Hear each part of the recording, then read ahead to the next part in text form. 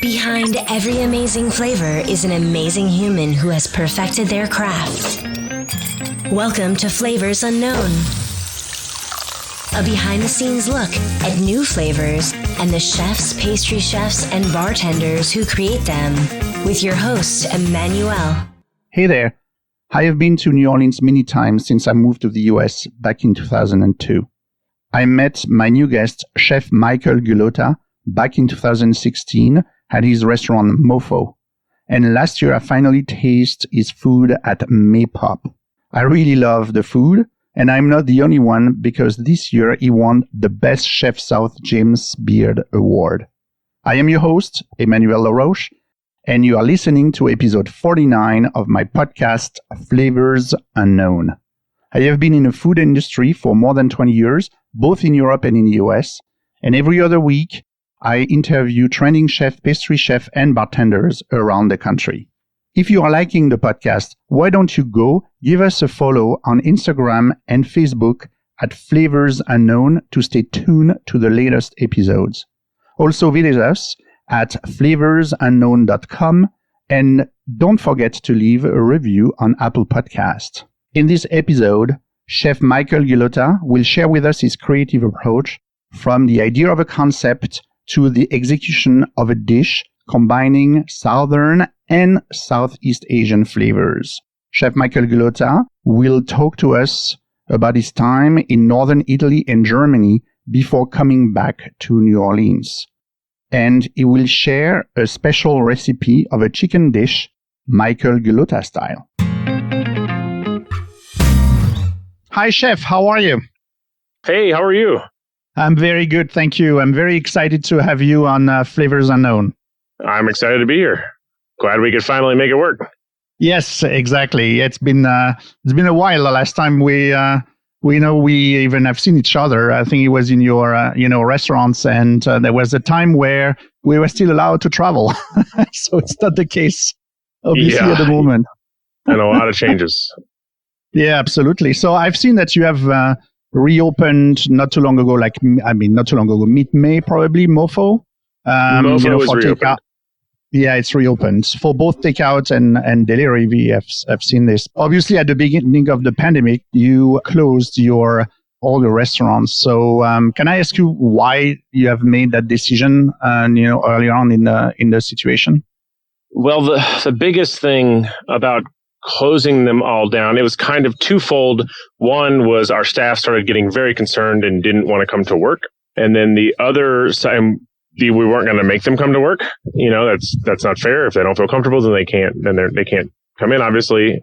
And then the other side of that was we felt that everything was going to be shut down. We could kind of read the way things were going in Italy and in Europe. And so we decided to get ahead of it. And we knew that if everyone got scared and stopped going out to eat, we could not operate the restaurants with the amount of labor that we had.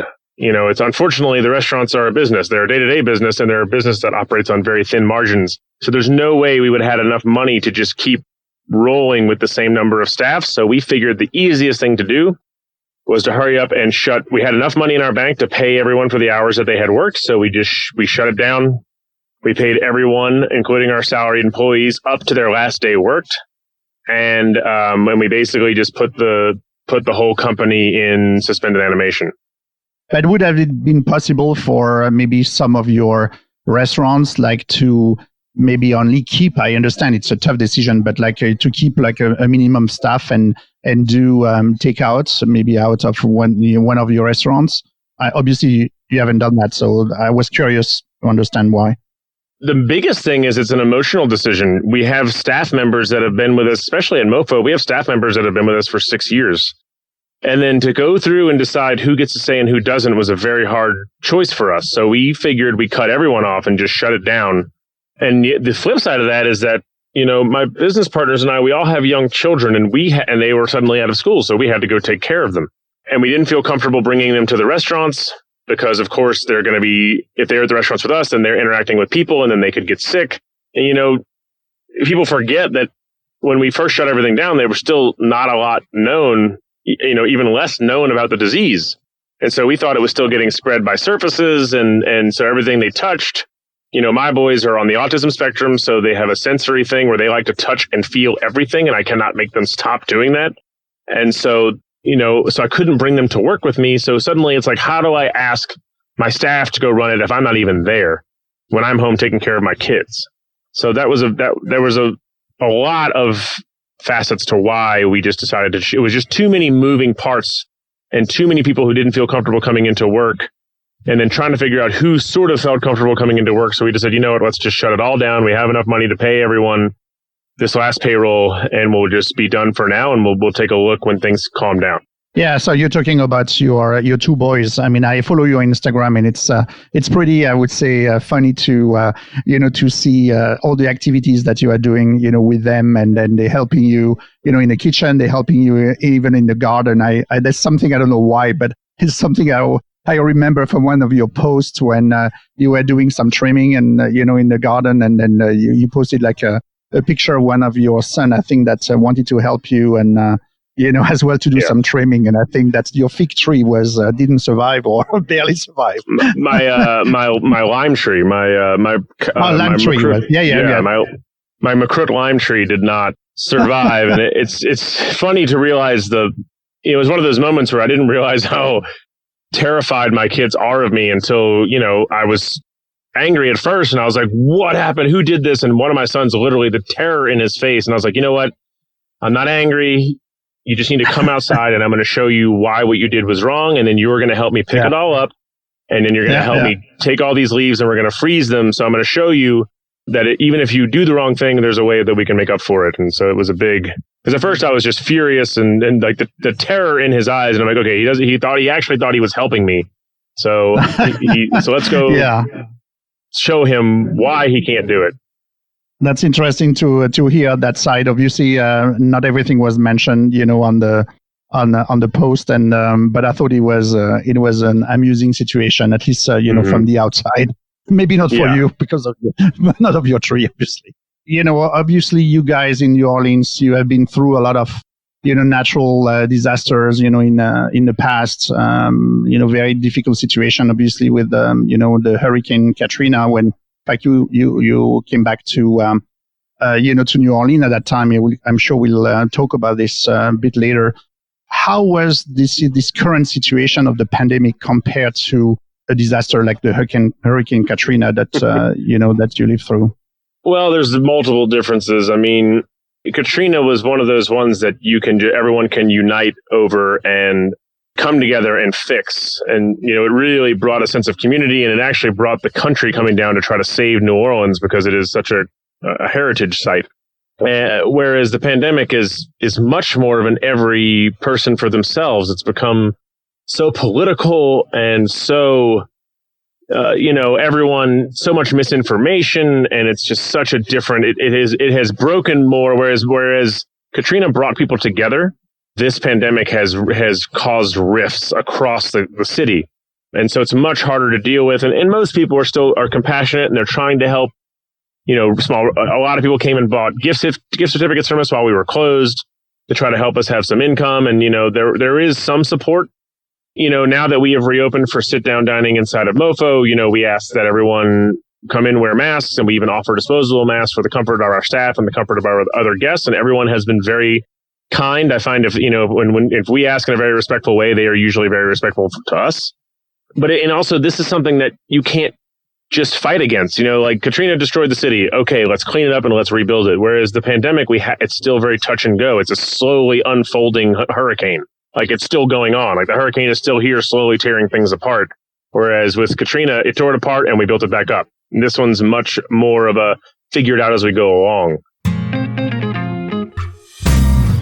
You said you reopened, your restaurants. I mean, but can you tell us a little bit? Yeah, one of them. Yeah, but so can you tell us a little bit about your, the different concept that you have, the dining concept that you have between MoPho, MayPop, Rum and the Lash, and as well even like Tana.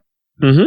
MoPho was our first restaurant, and it's funny how MoPho came about. Originally, it was just supposed to be kind of a little hole in the wall that was going to make the money to then kind of move into a higher end restaurant.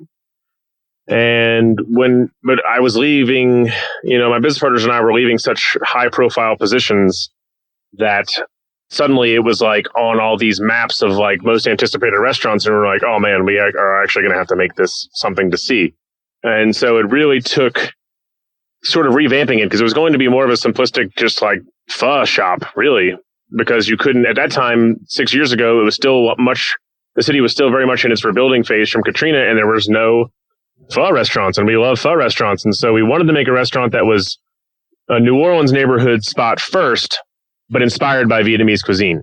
And as we started building it, and as we started developing the menu and the concepts, we started doing the history and the research. Like, I grew up with a lot of Vietnamese friends, and I would eat their food, and I loved how, their aunts and their parents would cook for us, and they would incorporate Louisiana products or Louisiana dishes it would either be Vietnamese dishes with Louisiana products or Louisiana products with Vietnamese ingredients. Like, that's how they would do it. And I thought it was just this very amazing, I was just inspired by it. And I love the way they took the hearty dishes of New Orleans and they brightened them with all of the ginger and the lemongrass and the lime leaf.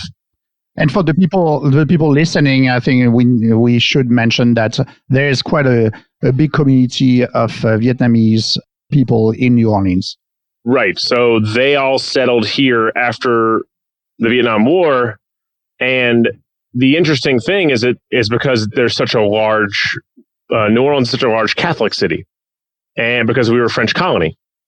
And so it's New Orleans is mostly Catholic. As you move into northern Louisiana, it's Baptist and everything else. But in New Orleans, because we were specifically a French colony, it's a majority Catholic, and Vietnam was also a French colony, so it was majority Catholic. And so it was a lot of Catholic missionaries bringing the Vietnamese back to New Orleans, because they're kind of sister cities, or sister states, I guess you would say.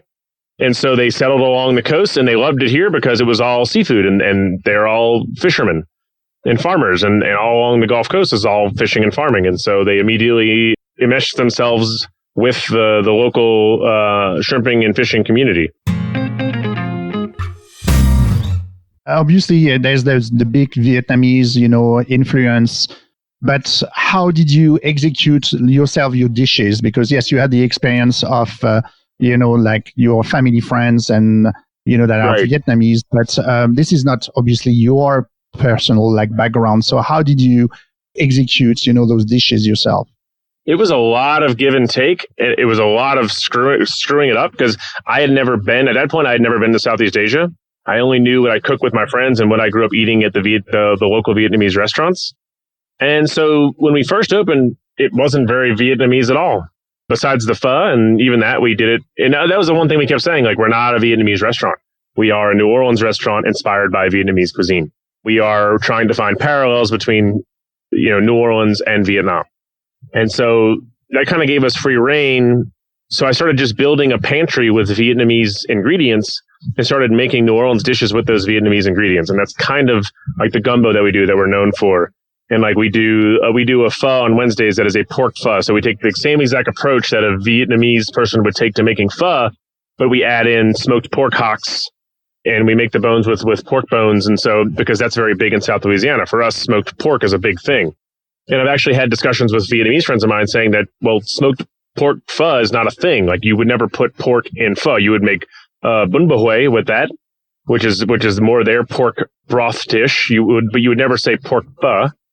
And my response is, I understand that completely. We're not here to do traditional Vietnamese cuisine, but just like if someone from France came to South Louisiana and we showed them a courtbouillon, it's nothing like a French courbouillon. Sure. They're very different things. One is an evolution of a traditional cuisine, which is what we're trying to do. We're trying to evolve the traditional Vietnamese cuisine here in New Orleans. Our whole idea is always what does a third generation New Orleans Vietnamese person cook for their wife or husband that is from Lafayette, Louisiana? What would they cook for them? And that's kind of the idea of how we approach dishes at MoPho. Okay. And so beside the pork pho that you did, where were the other, let's say, iconic dishes that you created? Our po mies. So we do the po mies, which is a mixture of po boy and banh mi, which is the traditional Vietnamese. So we do a mix. and we do traditionally New Orleans po' boy staples, like we do hot sausage and we do fried shrimp and we do fried oysters, but we put them on locally baked bread, but we do it with all the garnishes that would go on a banh mi. So you have the pickled vegetables, you have the jalapenos, you have the mint, the cilantro, the aioli, and so it's an exact split down the middle of Vietnam and New Orleans. In fact, for the people listening, if they haven't seen it, and of course at the moment there's not a lot of travel, but when you arrive at the airport or before you leave, from New Orleans, you have now a small like MoPho out there, correct? As well on the it's on not the terminal. Small. It's actually actually the same number. No, it's funny because it almost looks like it's small. To be small. I don't know why. But it's actually because originally it was supposed to be a little kiosk, and because of some internal shuffling, we ended up getting a huge location. It's actually the same number of seats as the MoPho, as the main MoPho. Really? It's 80 seats. Yeah, it's a big restaurant. Okay. And then in 2017, then you open MayPop. So how is MayPop different from MoPho? MayPop was kind of we were running our little pop-up called Tana, because my training is New Orleans, but also I spent a lot of time in northern Italy and southern Germany, and so Tana was sort of this northern coastal Italian cuisine that we were doing, sort of melded with my Sicilian heritage that we were doing in Tana. Tana actually had a pretty big following. And then in 2016, I received a Food and Wine Best New Chef from Food and Wine magazine. And so we were kind of like, man, we have a spot to open another restaurant. We should go big.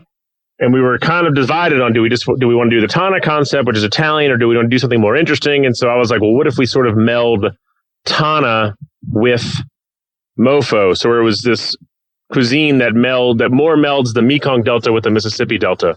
So it pulls from all of my training, pasta making and charcuterie, from my time in Italy and Germany, but then it blends it with all of the Mekong Delta. So there's Laotian cuisine, there's Thai cuisine, there's Vietnamese cuisine. And it's one of those ones where we sort of created our own cuisine, and that was a hard sell in the beginning. It took 3 years to get MayPop really going. It was kind of met with people were still really gushing on MoPho, and so MayPop kind of opened to a whisper. No one really knew that it opened. We didn't have a whole lot of money to do like big fanfare for it. And so it struggled for 2.5 years. It just really started getting busy this last spring, where it was, this last fall of 2019, where it really got consistently busy. People were starting to trust the food. It was starting to get some really good reviews. We were on Condé Nast's top 20 restaurants in New Orleans. We were on Southern Living's restaurants that make New Orleans what it is, basically. Restaurants that make New Orleans the greatest food city in the South. We were on that list. And then I made a finalist for James Beard. James Beard this year. And all that's for MayPop. Congratulations. So, thank you. So MayPop fantastic. really started to chug. And also, I took a trip with my chef de cuisine, Paul Schell from MoPho. He and I took a trip to Southeast Asia. And we traveled through Laos and Thailand, and we went to Singapore. And that also helped me a lot in sort of refining MayPop's approach. And also just, it takes 3 years to really get a good team together. We had a really good team that was meshing, and the food in the front of house was coming around, and we had found a really good cocktail team. And so the restaurant was really starting. We found a really good general manager who was bringing in a great wine list. And so it just started to really pop, unfortunately, right before the pandemic. And now it's going to remain shut for the foreseeable future just because it's in the worst part of the city. It's in the tourism center. And so if there's no tourism, and plus it is kind of a fringe restaurant. People are only going to go there if they're really seeking it out. It's hard. We're not just going to catch like overflow of diners who are here traveling to see New Orleans cuisine, because it's not really New Orleans cuisine. It's an evolution of New Orleans cuisine. So let's go back a little bit to the trip that you have taken with your chef de cuisine to Southeast Asia. Which ones have you been to, and then how did you approach, let's say, the discovery, because it was your first trip, and what were you focusing on and what was like the learning experience and or the exposure experience, and did it change some of the dishes or created like new dishes obviously on your menu? Right, 100%. I'm thankful. I'm a really bad planner. I'm much more of just like a go and do things kind of person. So thankfully, I went with my chef de cuisine and his wife, because they do nonprofit outreach. They go and teach reproductive health care to small villages and indigenous people in Southeast Asia. So that's what his wife does. And he spends, not this year because of the pandemic, but typically every summer he spends a month and a half either in Laos or in Indonesia teaching these indigenous tribes, like people who are so indigenous that they don't refer to themselves as Laotian or Indonesian. They refer to themselves to whatever their tribal name has been since before those were countries, kind of thing.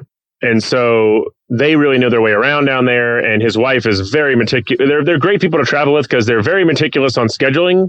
Like as far as like we have to be at an airport at this time, we have to be, we got to be on a train at this time, but everything else is up for whatever. Like they'll be like, well, we were going to do this today, but if we're tired, let's not. Or hey, we're going to do this, but if you want to do this, we can do that. And they're really, really fun and easy to travel with.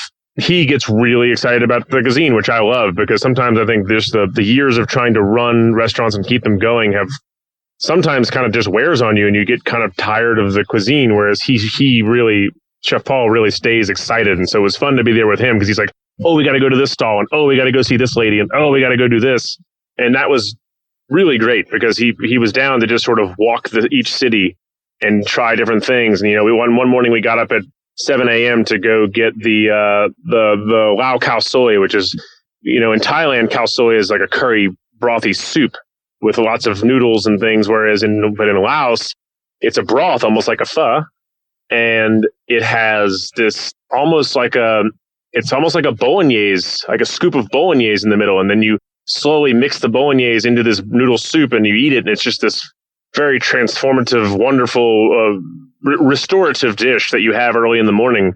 And the best one in this city was this one lady's stall. And you have to get there super early. And it was just this amazing experience where each bundle of herbs was like hand tied with a piece of stripped lemongrass. Like it was just really, really amazing. And so, that really influenced us when we came back. One of the biggest thing was Bangkok. Like Bangkok was an amazing experience. So, we put a boat noodle dish on at MayPop that has stayed on forever. I got to have my first real tom yum, and like tom yum has now been a part of both restaurants' menus since we got back. Doing really great tom yums and really finding a way to use the Louisiana seafood and make a tom yum with that, where we make our own noodles in house and everything. And we had a tom yum on MayPop's menu that just crushed it. I mean, everyone who had it thought it was amazing. And I would not have been able to do that if I hadn't have traveled there and had the real thing. And sometimes I wonder if MoPho would not have been an entirely different restaurant if I'd been able to go to Southeast Asia the first time. But when we first opened MoPho, I had two very young children and we didn't have a whole lot of money to rub together. We opened MoPho on a bit of a shoestring budget. But I wonder how different MoPho would have been if I would have been able to get over to Vietnam even for a short period of time before I opened it. Have you discovered like specific like ingredients that you didn't know before and that that you were exposed to when you were in Southeast Asia? No, not so much new ingredients because we'd already done a lot of research on that, and then like Chef Paul, who goes there every summer, had brought a lot of ingredients to show me beforehand. So I think I pretty much expected all the ingredients that I had seen. I really wanted to just go and have it all traditionally made. Like we always did our sum tom salad at MoPho traditionally, where you pound it every time to order in a mortar and pestle. But to go and have a real one in Thailand and a real one in a Laotian street market was just was so eye-opening to have it really done for me by someone who's been doing it their whole life and those kind of things, where it kind of gives validation, but also shows me the slight differences. What compelled you to become a chef? I'm a little curious. For as long as I can remember, I wanted to cook. I mean, I was having this conversation with my mom the other day, and I just always wanted to cook. I always, when I was 8 years old, I was bugging her to buy me like cooking equipment off of back when they had all the infomercials. I would make her buy me cooking stuff so I could cook things for the family. Like I always just wanted to cook for people. I can remember making her or she agreeing to go out with me and get stuff to make. Like my favorite cooking show was Yan Can Cook when I was a kid with Martin Yin. And I loved all the things that he would do. So I would write down the recipes and I'd make her go to the grocery store with me, and then we would make them for the family. So I was always doing that. And I know this sounds like one of those stories that isn't true. And I can't find the book. But so after Katrina, we had to go back, and my mom's house got 16 feet of water in it. So it got demolished. But my room, which was on the second floor, my childhood room, was still there. I was living in Germany when Katrina hit, and I came home and I tried to get out whatever I could.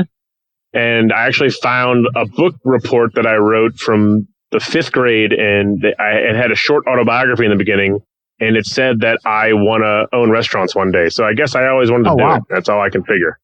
Yeah. So. Oh wow, that's cute.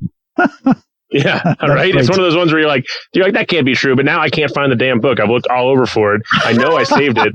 Yeah, because all the stuff got shuffled around from like house to house until my mom finally built her new house, and now I don't know what happened to it. I should have held on to it, but back then I was just trying to, move forward and stay alive. I wasn't thinking about that book.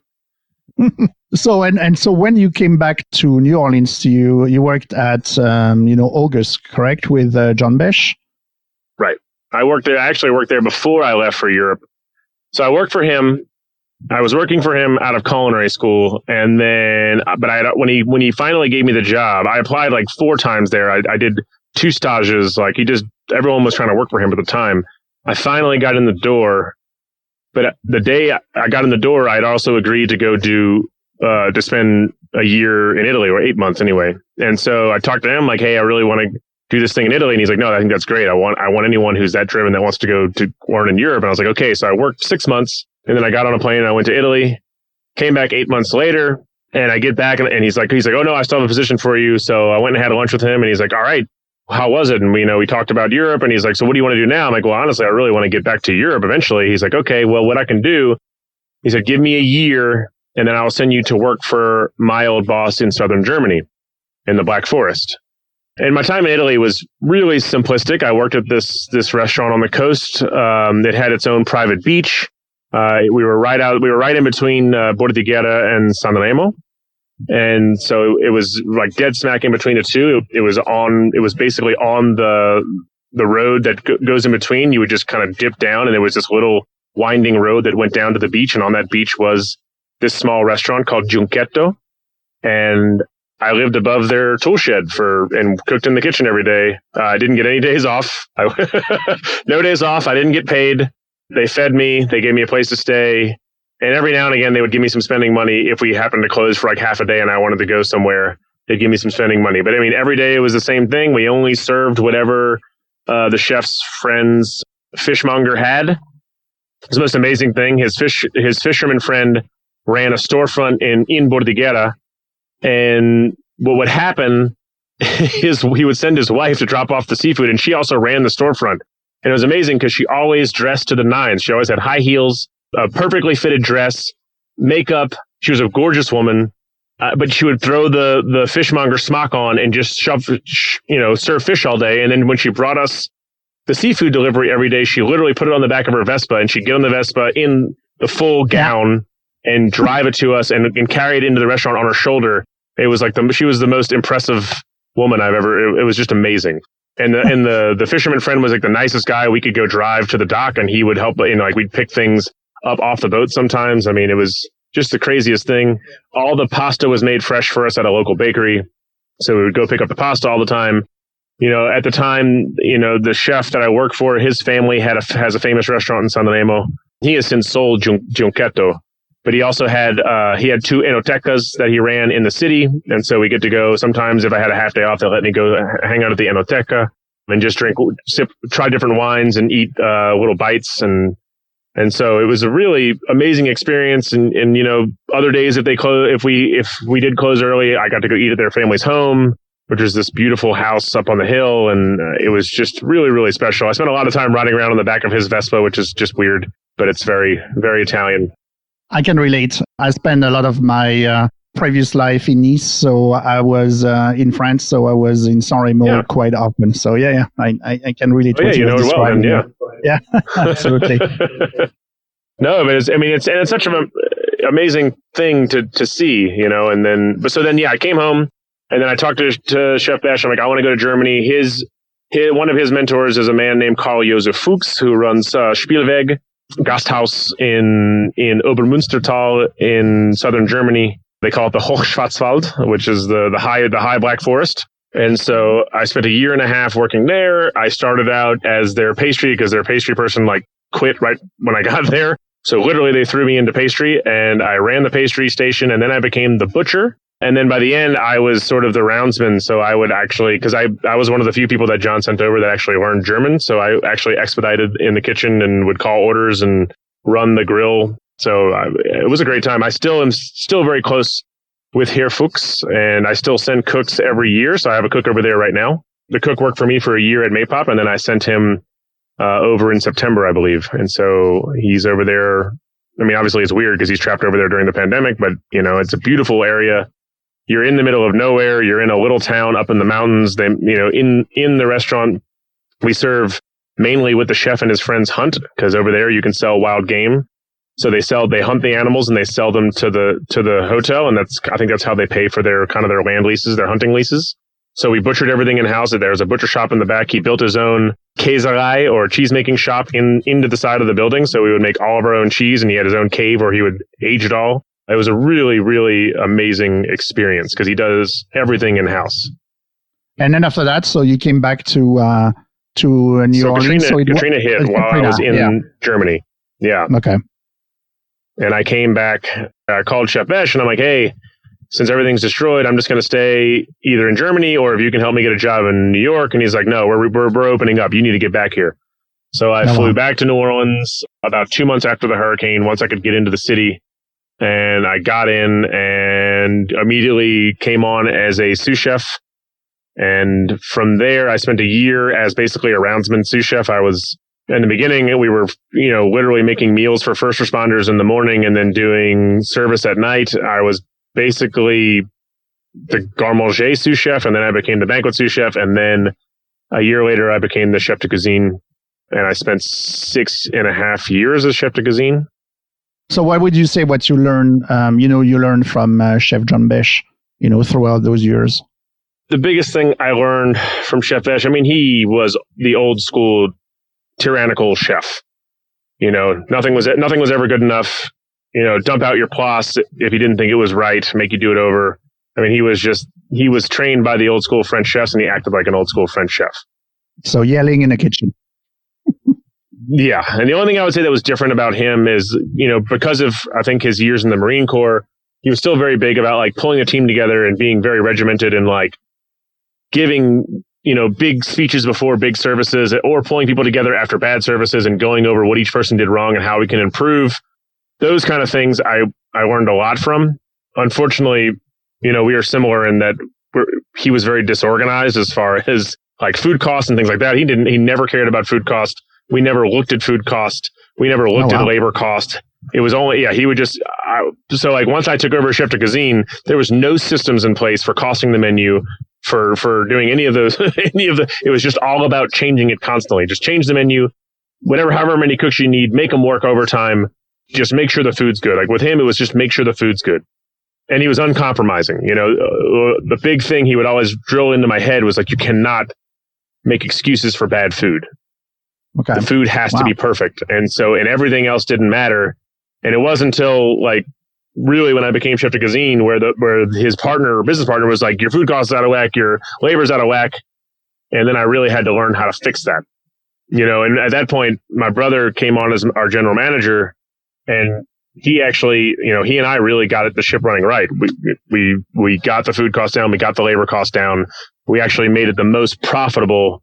I think the second year into he and I running it as a team, it was probably one of the most profitable years the restaurant ever had. And then it just kept getting crazier. Besh just kept getting bigger and bigger. And so he was constantly pulling me out of the restaurant to take him we were doing dinners all over the country. That's when really the celebrity chef thing was really picking up.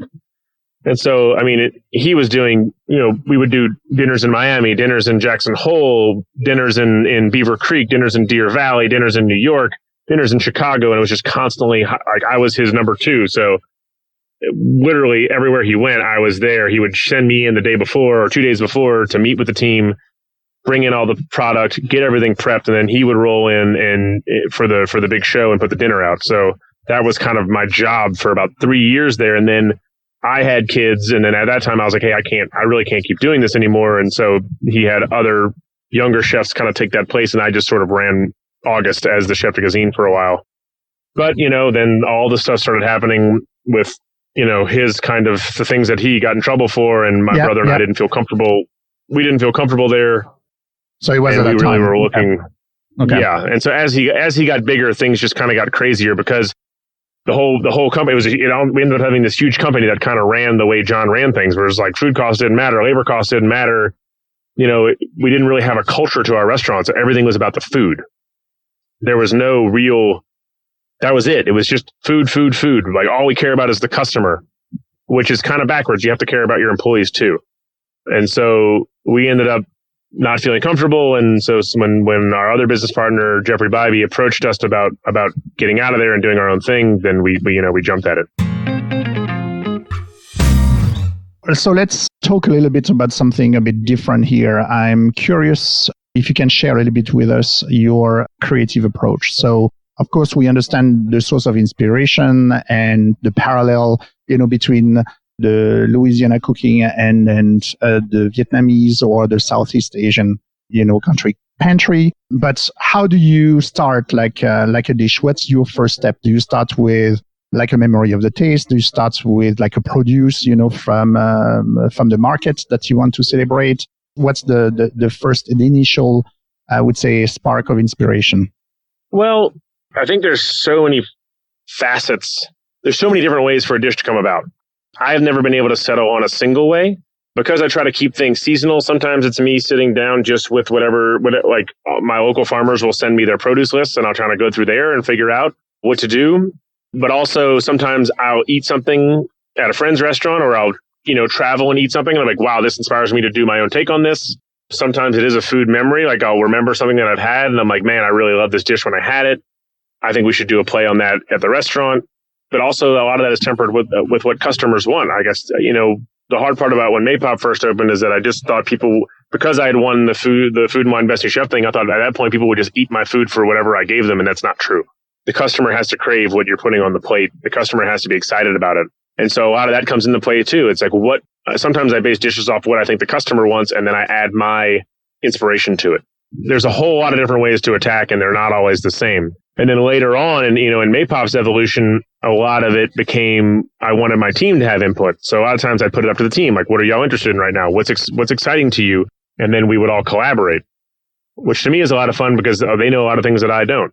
And that's also why it's so much fun to do it with Paul at MoPho, because Paul just has an amazing palate, an amazing history because he's traveled so much through Southeast Asia. Like he just has this amazing mental palette of dishes he's had to pull from. And so it's really fun developing dishes with Paul because we think very similar. And a lot of times it's him going way off on these classical dishes. And then I kind of put it through the New Orleans filter. And then he and I really get excited about getting new dishes on the menu. Like right now, every Friday, since the pandemic has happened, now every Friday, we call it Fuck You Fridays. So we do a barbecue dish every Friday. And so like our one this weekend, we got a local short ribs from Rains Farm, which is a all Wagyu beef farm in North Louisiana. And we rub them down. One of our sous chefs worked for a famous Indian chef, and I feel terrible. His name just jumped out of my head, but he was the chef who passed away from COVID. She worked for him. And so she had this amazing rub that we put on them. And so we put the rub on there. We let them sit overnight. And then like after I got off the phone with you, I'm going to go smoke them for 6 hours. And then we're going to put them in the oven tonight, wrap them up in plastic and foil and slow cook them. And tomorrow we're going to run them as our Fuck You special. So how do you come up with those ideas for these special Fridays, dishes that you're doing? We look at what proteins are. So at MoPho, I have to be honest, for our everyday dishes, we use a lot of commodity products. I mean, MoPho's guest check average is $22 a head. So MoPho has to run like a 22% food cost. It cannot run a high food cost or else we'll go out of business. It's still a business. But for all of our specialty dishes, like all of our seafood is always the Louisiana seafood. We never compromise on that. And then if we're going to run a special, we always try to find local chicken. Like last week, and we did barbecue chicken thighs over this peach and tomato salad with this roasted jalapeno and toasted dried shrimp cornbread. But we got all the chickens from a local farm. So the chicken thighs are much smaller. They're not as big and plump as the commodity chicken legs. So, it makes, and it's different for the guest. The guest's like, wow, this chicken is way different. And it's like, yeah, that's actually a true farm raised chicken. They're not as big. They're not as plump because they run around all day. So they can't get as plump and fat. And so so it's fun to kind of do these specials. And the specials are where we really show the local produce and the local farm raised animals. So like this week, we go and we look and see what they have. Well, they have a really good price on these Wagyu short ribs. So what are we going to do with short ribs? And then, me and Paul and our sous chef, Charlotte, we get together and we come up with a dish for the next week. So we usually come up with a dish for next week on Saturday. And then we spend that whole week getting that dish ready. And then we run it the following Friday. What is your favorite dish that you have created? That's unfair. There's so many dishes that we've made that I really, really love. I mean, the one that I go back, I guess when people ask me that, I always go with the one that has had the most resonance. So, we do the fermented black bean gumbo, which is whenever I would go eat at traditional Vietnamese restaurants, you get the fermented black bean braised lobster or the fermented black bean braised shrimp or the fermented black bean braised crabs. And that flavor of those fermented black beans always remind me of gumbo. So when we first opened MoPho, I made a really good blue crab gumbo, but I added the fermented black beans because I had them in the pantry and we ran it as a special and people just really, really loved the flavor. And then over the years, I just kept adding more and more of that Vietnamese pantry. So I had started adding lime leaves and cassia bark and black cardamom pods. And so now it's this dish it's always on the lunch menu at MayPop. And it's run as a weekly special at MoPho. And it's just every time we have it on, it sells out. And it's just one of those dishes that is that iconic blending of the two cuisines. And I guess that's the one that I can go back to the most, that it was just a creation brought together by, all the things that the training and the influences. And I don't know, I guess that's the one. And then now we serve it with potato salad in it, which is one of those ones that is very, a lot of people in New Orleans don't like potato salad in their gumbo, but I learned that from when I spent time in Thibodaux, Louisiana, going to culinary school down in Cajun country, in the river parishes. They put potato salad in their gumbo, and I think it makes it creamy and it adds this whole other layer of texture and creaminess to the gumbo. Do you think this is like a German heritage there somewhere? 100%, because there was a huge German influx along those areas, like the Bayou des Allemands, the German bayou.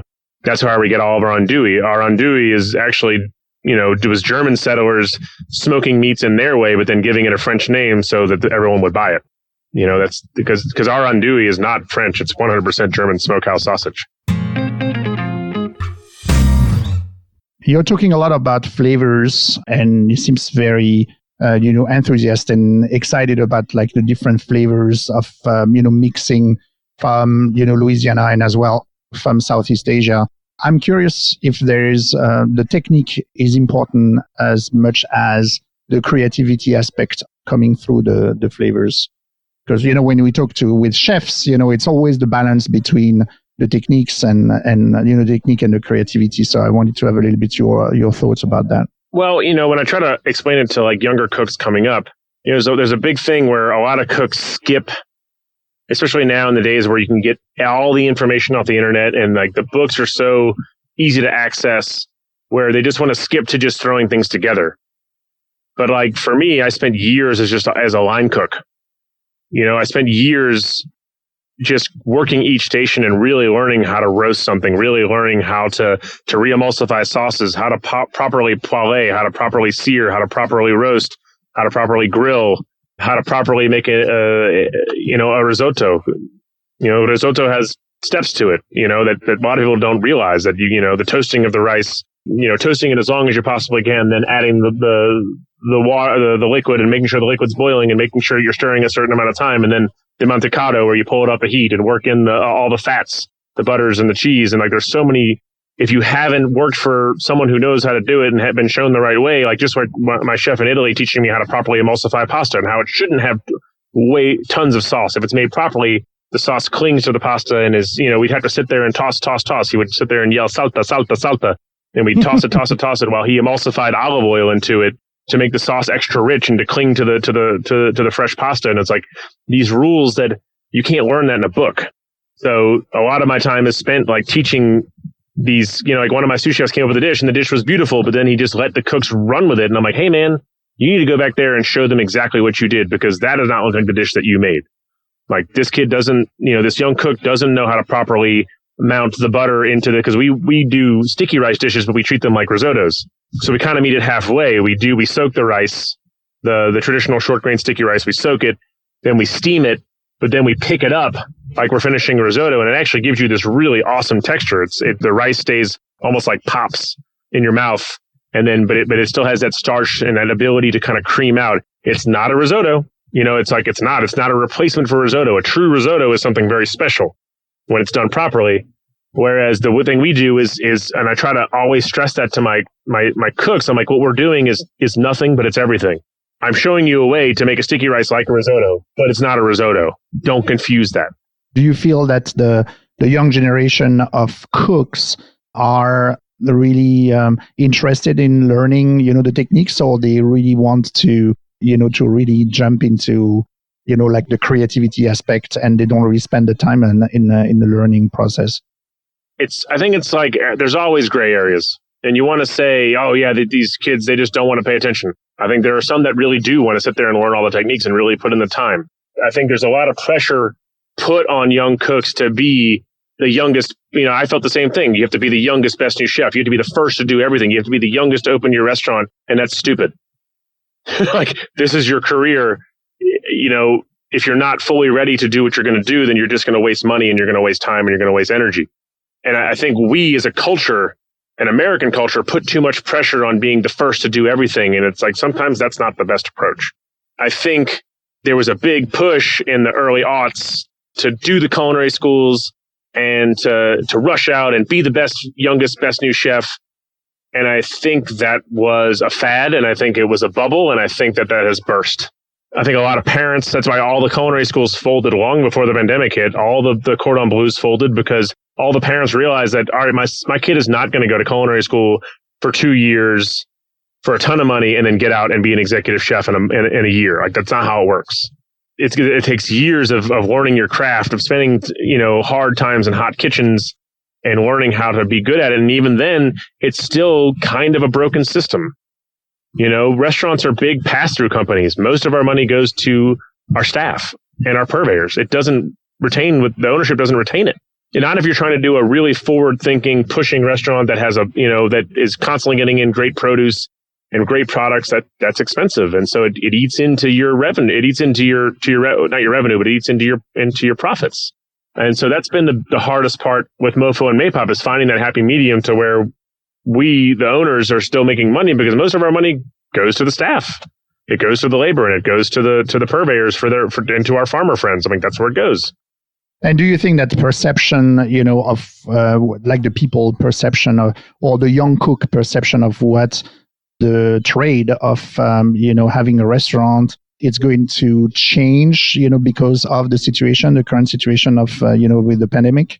I think there's going to be maybe like I don't want to use that word, but I don't know which one, what else I should actually use, but like something maybe positive out of it. Right. I think, and I had this conversation with someone else recently where it's like, I think that bubble was going to burst anyway. Like, it was going to go back to being, because it just got inflated with these cooks who wanted to be on Top Chef and on TV.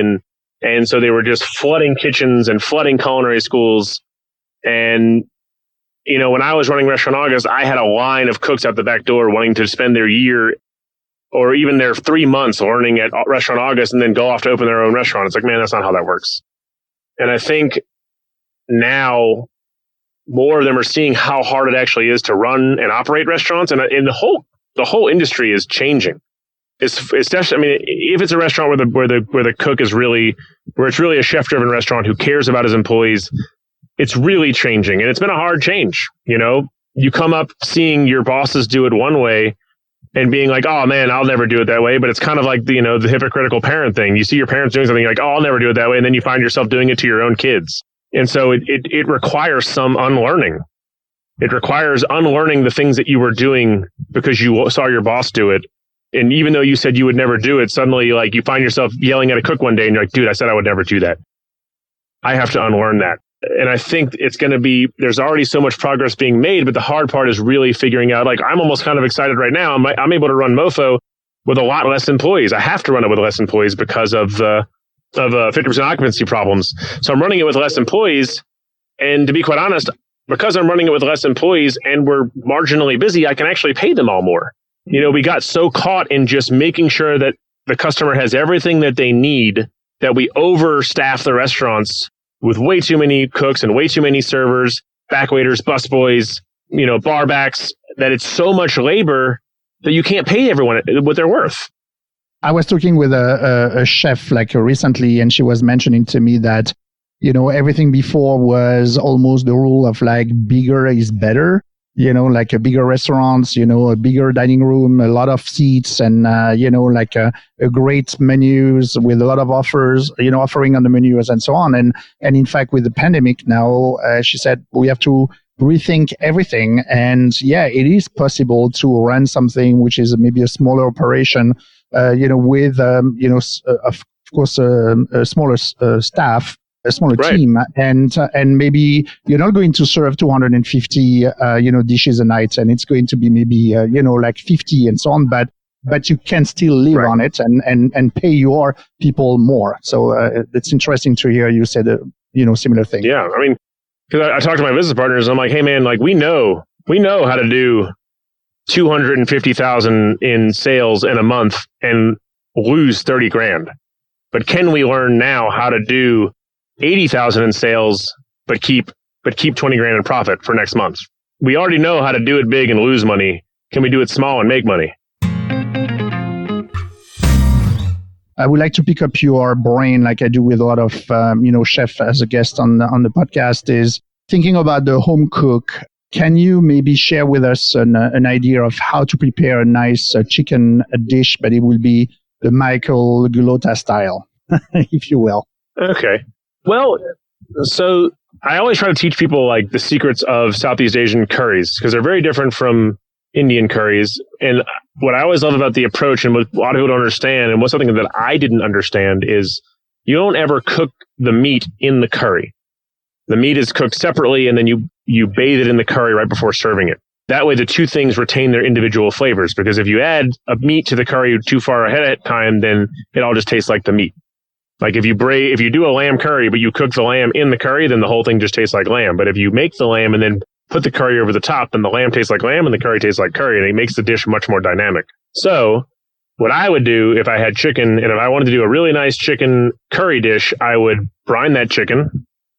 Then a simple salt, sugar. I usually do salt, sugar, chili flake, and water, and then heat it up. And as soon as the sugar and the salt dissolve in the water, then I usually add some ice to cool it down, and I would soak the chicken in that. I usually like to do just leg quarters. So just leg quarters of chicken, I would brine it. Then I would make just a really simple, let's do a tomato and smoked paprika curry. That's one of my favorites that we do a lot. And it's in a pan, you would just do some minced ginger, some minced shallot, some minced garlic. You could do some lemongrass rings. You can usually find that at the grocery store these days. If you can find some frozen lime leaves, throw those in there as well. Sweat them down. Put in a little bit of smoked paprika. I would do either some dried shrimp if you can find it, or some shrimp paste. If not, you can actually omit all of that. Put in a little bit of coconut milk, bring it to a simmer, and then cut the heat, because you don't want to boil coconut milk. You just want to bring it up and then cut the heat. And then you can season it up with either salt or fish sauce. I would say fish sauce, a little bit of lime juice. And if you want, you can balance it with a little bit of sugar.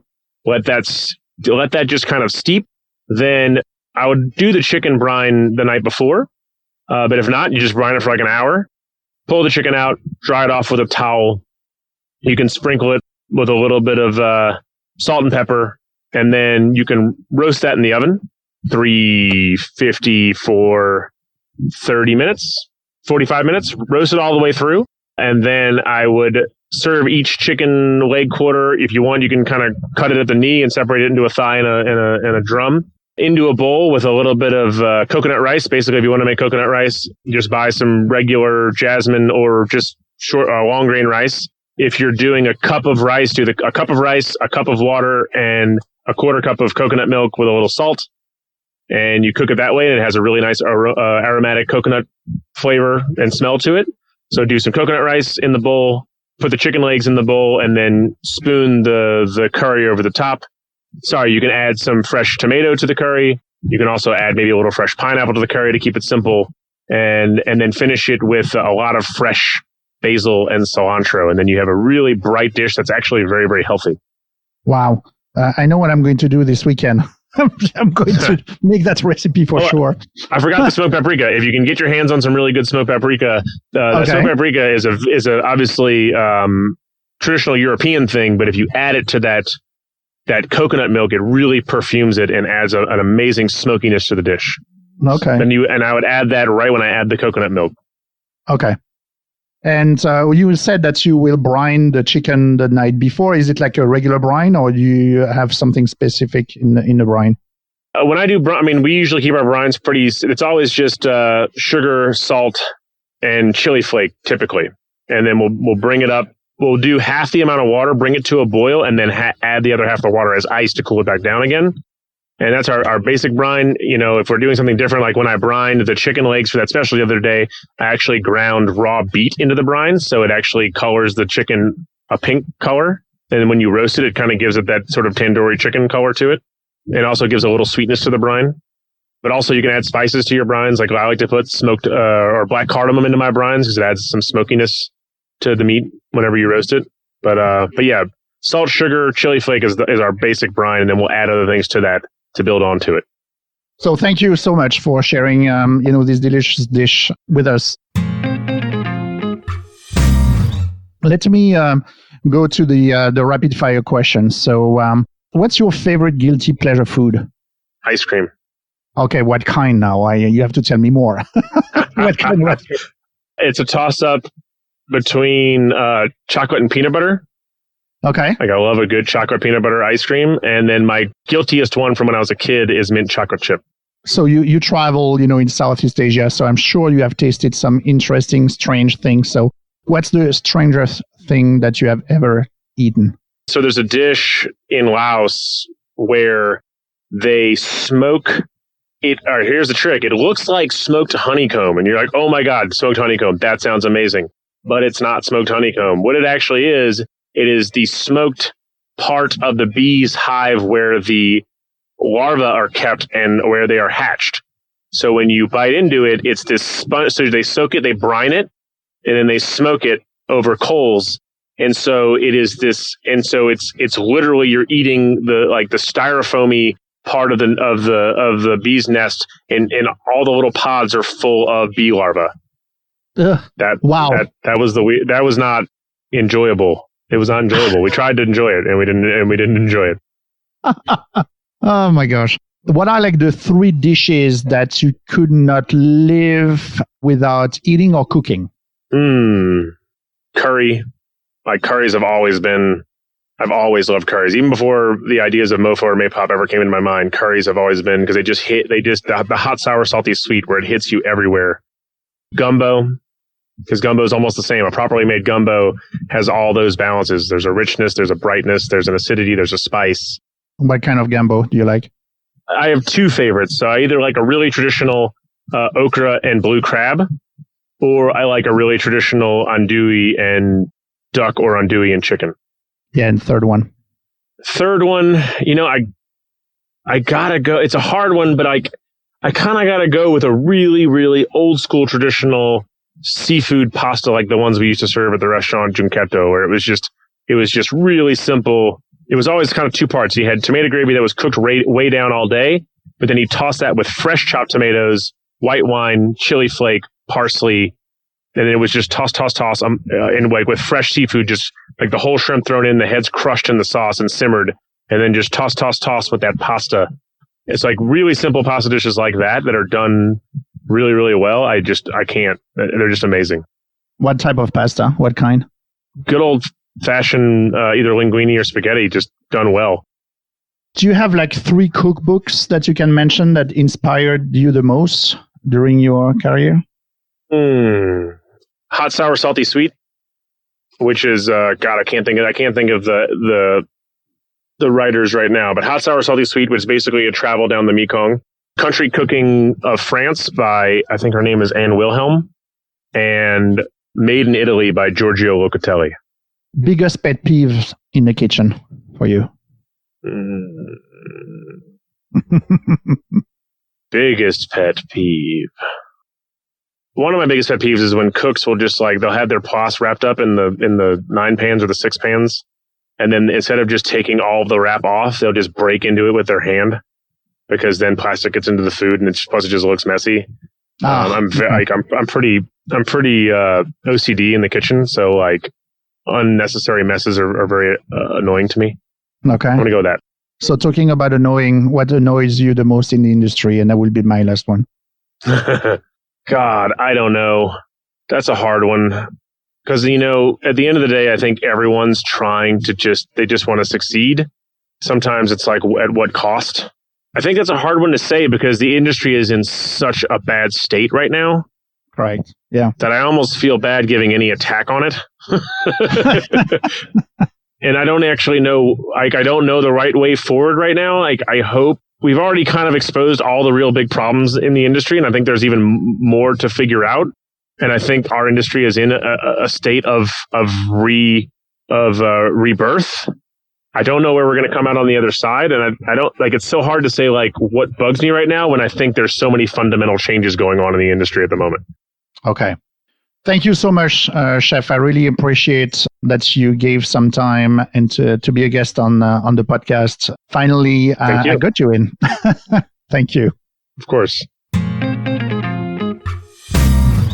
There it is, me and Chef Michael Gulotta talking about his restaurants in New Orleans and how he found inspiration by combining flavors from the South and Southern Asian countries. I have a freebie for you guys. You can download the Asian curry recipe from Chef Michael Gulotta, together with other tips on how you can give an Asian twist to your home cooking. Get it at itinerary.flavorsunknown.com/Michael Gulotta. Again, it is itinerary.flavorsunknown.com/Michael Gulotta. Hope you guys liked today's episode, and if you did, go on and share it with a friend and leave us a review on Apple Podcasts. Don't forget to follow us on Instagram and Facebook at Flavors Unknown. Go to the webpage flavorsunknown.com to access all the episode show notes. Thank you for listening, and in 2 weeks I will have Charlotte Voisey, former bartenders and now head of ambassadors from William Grant & Son in the US. She will share with us what brand ambassadors do and how to become one, and obviously we will talk about cocktail making. I see you in 2 weeks, and until then, remember that people who love to eat are always the best people. Thanks for listening to Flavors Unknown.